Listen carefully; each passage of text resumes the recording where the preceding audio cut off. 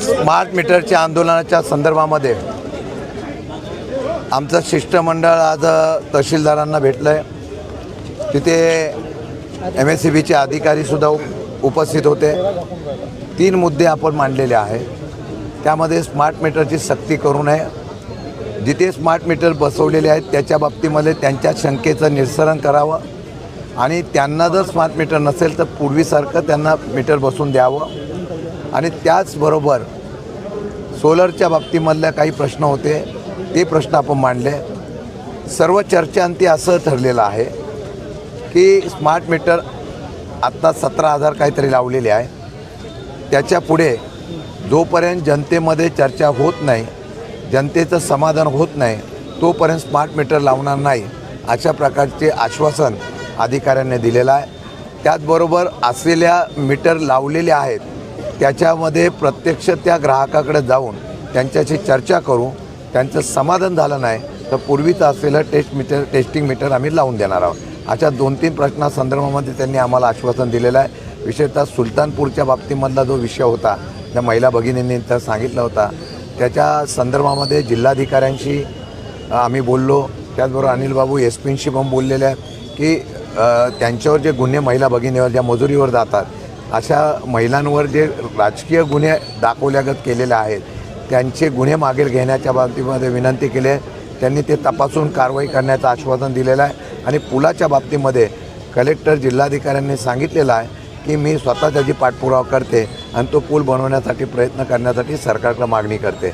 मला वाटतं आजच्या मोर्चामधलं फलित एवढंच आहे की स्मार्ट मीटर जबरदस्ती लावण्याचा प्रकार होत होता, त्याला आता थांबवण्यात आम्हाला यश आलेलं आहे. काही अल्टिमेटम MSEBला तुम्ही देणार आहात का, जे उर्वरित स्मार्ट मीटर लोकांच्या घरी लावले जाणार आहेत? नाही, आत्ता आम्ही 1 महिन्याचे मुदत दिलेले आहे. 1 महिन्याच्या मुदतीमध्ये आमचे अतुलजी आणि त्यांचे सर्व सहकारी त्या लोकांशी संपर्क करून MSEBची संपर्क करून पूर्णपणाने त्याच्यामध्ये समाधान करण्याचा प्रयत्न करतील. महिनाभरामध्ये जर परत त्यांनी तशा पद्धतीची जबरदस्ती करण्याचा प्रयत्न केला तर याच्यापेक्षा तीव्र आंदोलन करू. दुसरं जे आहे, मी MSEBच्या अधिकाऱ्यांना विनंती केली की काही दिवसांनी हे खाजगीकरण होतं आहे. हे खाजगीकरण होत असताना MSEB हा ब्रांचेस काढला जाईल. जसा GSTमधून सामान्य जनतेतून पैसे काढले जात होते तसा अत्यावश्यक असलेल्या विजेच्या माध्यमातून सामान्य ग्राहकांची आणि गरिबांची शेतकऱ्यांची लूट करण्याचा प्रयत्न होत असेल तर त्याला विरोध झाला पाहिजे. मला वाटतं की 1 महिन्याच्या कालावधीमध्ये काय होतं बघून आम्ही निर्णय घेऊ. सत्ताधारी नेत्यांच्या घरी स्मार्ट मीटर लागले नाही अशी मला आश्चर्य वाटलं की आज पालकमंत्री आणि आमदारांच्या घरी स्मार्ट मीटर आहे का असं एका सामान्य महिला भगिनीने विचारल्यानंतर अधिकारी त्याला उत्तर देऊ शकले नाही. एखाद्या अधिकाऱ्यांनी पहिल्या अंमलबजावणी करताना बाकीच्या वेळेला पहिली सुरुवात ज्यावेळेला श्रेयवादाची असते राजकारणाची त्यावेळेला लगेच आमदार मंत्री पुढे येतात. यावेळेला बाकी ही सुरुवात करताना गरिबाकडे होते आणि तिथं जात नाही. हे निदर्शनात आल्यानंतर त्याचा खुलासा ते खासदार अमर काळे यांनी विचारल्यानंतर करू शकले नाही. हे पण सत्य परिस्थिती आहे. अमरावतीच्या घटनेसंदर्भात आरोग्यमंत्र्यांनी सांगितलं आहे की एक समिती स्थापन केली जाणार आहे या संपूर्ण घटनेच्या चौकशीसंदर्भात. पहिला आरोग्यमंत्र्यांना राजीनामा द्यावा. हा काय खेळ चाललेला आहे काय? मागच्या वेळेला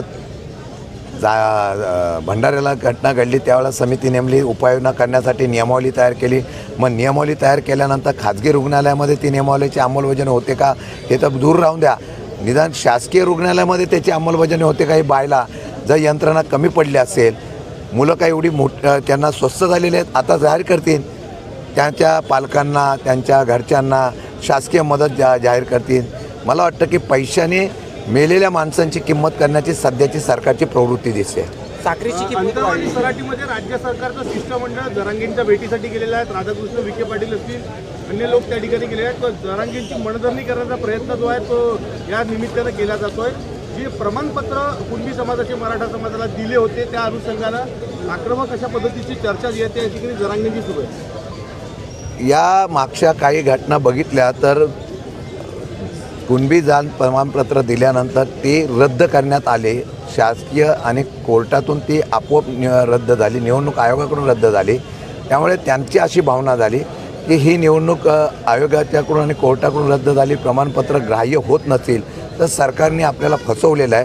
आणि ही भावना तीव्र झाल्यामुळे त्यांनी आंदोलनाचा इशारा दिलेला आहे. पण मला एक कळत नाही की राजकारणाच्या असलेल्या समतोलपणा दाखवण्यासाठी आज श्रेयवाद होतो का काय, की दोन्ही समाजाला दोन पक्षाकडे विभाजन करायचं आणि या समाजाला आपापसामध्ये लढवायचं आणि आपली राजकीय फोडी बांधण्याचा प्रयत्न या महाराष्ट्रामध्ये होतोय, हे दुर्दैवाचं आहे. दोन्ही समाजाला न्याय कसा मिळेल याची मूल्यमापन करून सरकारने भूमिका ठाम घोषित केली पाहिजे. तशी मुख्यमंत्री वेगळं बोलतात, उपमुख्यमंत्री वेगळे बोलतात, शिष्टमंडळ वेगळं जाऊन भेटतं आहे. मग अशा प्रकारचा झुलवायचं काम फार काळ टिकत नाही. दोन्ही समाजाला जेव्हा कळून येईल की आपल्याला फसवलं जातं त्यावेळेला यामधला उद्रेक निश्चितपणाने होईल आणि जो आज होतो आहे त्याची मनधरणी किंवा त्यांच्या बाबतीमध्ये चर्चा करा शिष्टमंडळ गेला असेल तर त्यांनी स्पष्ट शब्दामध्ये शासनाची भूमिका ही जनतेला कळवली पाहिजे आणि तशा प्रकारची अपेक्षा आम्हाला आहे. साखरेचे भाव वाढत आहे, सर्वसामान्य देखील पुन्हा फटका बसतोय, कसं पाहता तुम्ही? सरकारचं धोरण हे फेल्युअर झालेलं आहे.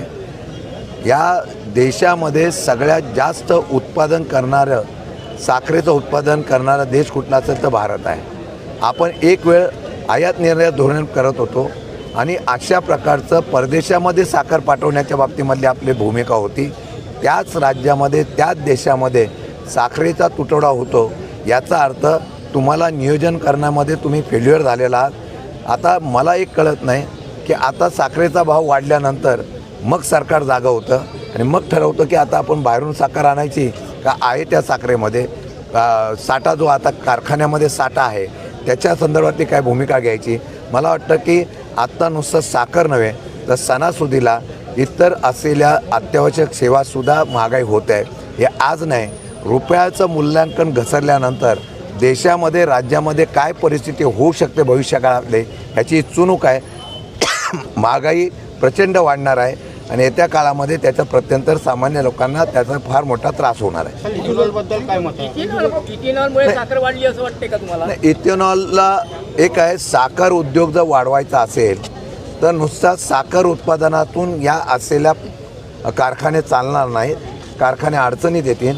म्हणून इथेनॉल आणि इतर असलेले हे उत्पादन काढण्याच्या बाबतीमधलं हा प्रकार हा कारखान्याने केला. को जनरेशन अडचणीत आलेला आहे. त्याचबरोबर इथेनॉलच्या बाबतीमध्ये काहीतरी उत्पन्न मिळतं, पण इथेनॉलमुळे साखरेचं उत्पादन कमी झालं याच्या बाबतीमधला खुलासा हा सरकारने करणं गरजेचं आहे. मला वाटतं की अजूनपर्यंत तरी या संदर्भातला खुलासा सरकारने केला.